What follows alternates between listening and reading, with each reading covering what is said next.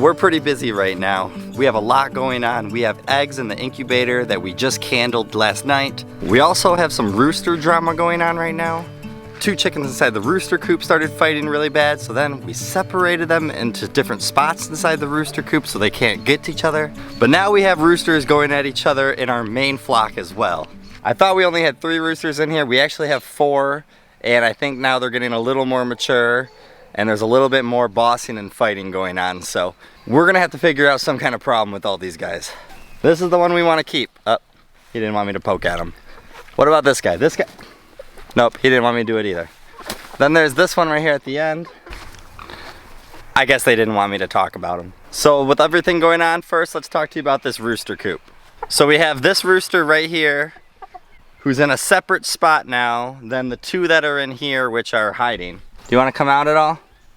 Maybe not. This one was almost pecking the other one so bad that I thought there was a chance of the chicken dying. So we split them up so he was in his own thing. And it's been about 4 days now like that. And I'm thinking about giving them a chance to go back together and see what happens. And if that other one is gonna peck it really bad, then we're probably gonna put that rooster into the freezer. There's no room for mean roosters out there, so whether it's being mean to us or to another chicken, if that's the way that is, then that rooster is gonna learn that he shouldn't have done it. The next problem we're starting to have, we have 4 roosters here in our main flock. And the hens are starting to get mated a little too much because the young roosters are starting to learn. And the roosters are starting to fight a little bit as they try to understand the pecking order. And sometimes with roosters that never settles. So especially our one big Splash Moran one that you guys won't be able to see way back there. I want to take him, and I think I might do it tonight while he's roosting, and put him into the rooster coop because he's been a little farther aggressive than the other 3. And just slowly weed them out. For when there's an aggressive one, get it out of here, bring it to the rooster coop until we find our 1 rooster, maybe 2, that we really like here. These roosters just became a little more expendable too because, like I said, we have eggs in the incubator again. We were doing the candle lighting of all the eggs, and we actually only found 3 of the eggs in the incubator that were not fertilized. Every single other one looks like it has great progress in there. So we're gonna get more roosters. And that's all the chicken business that we got going on right now. Now let me take you over to the garden because of course there's work everywhere on a homestead. And let me show you everything that we're gonna get done with the garden here. So about a month ago or so when we decided to do this string trellising for these tomatoes, it seemed like an idea that was gonna work really well. And although I still think it's going to, using these black posts, it will not support the weight. This one is starting to fall over, and I don't think it's the string necessarily, but it's the weight pushed on these posts. So we're gonna do a quick fix, hopefully, of these by just adding T-post in, because those are gonna be much stronger and will not bend with the weight of that string in these tomatoes.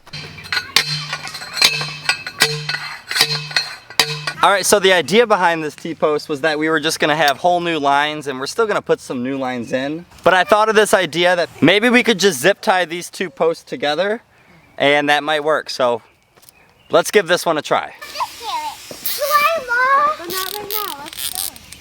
I gave it to you for you to think about.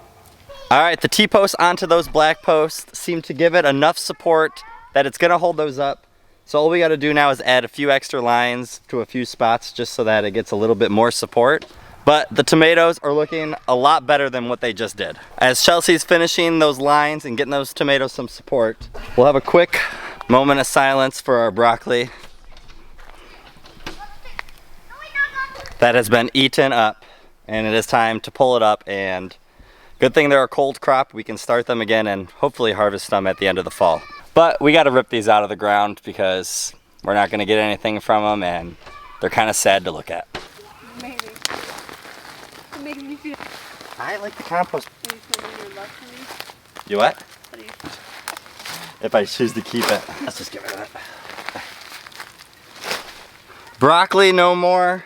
We're going to throw it into our compost bin so that the chickens can peck around at it, and then whatever they don't eat will get composted.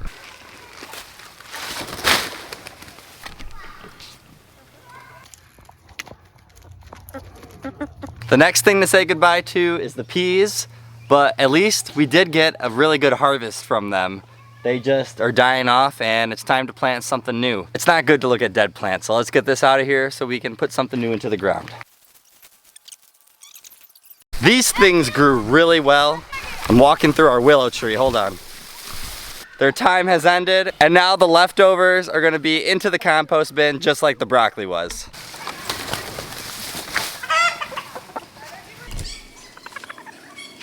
All right, garden work is all done.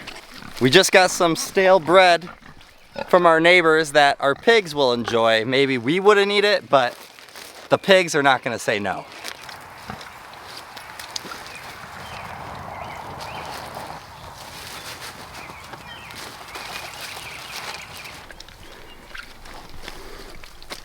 Sorry, Bailey. All gone. I guess Bailey would have liked one too. Bailey, let's go. Good girl, come on. The night's coming to an end, so let's come back out here again at nighttime when we're gonna grab that Splash Moran rooster and bring them to the rooster coop. All right, me and Chelsea came out last night to go get the Splash Moran rooster. To our surprise, almost all of the new flock that we just hatched out was not roosting inside the coop and they were roosting on our compost bin. Since we had 3 roosters on here, I grabbed one of our smallest roosters that were in there and I put it on the one side with Caesar and our other small rooster. After that, Chelsea grabbed the Splash Moran rooster and we were able to put him in the same side as the other Splash Moran rooster. And then the last thing we had to do, we still had our olive egger rooster and 4 Splash Morans on that compost bin. So we had the fun of getting all them off of that and putting them back into the main coop.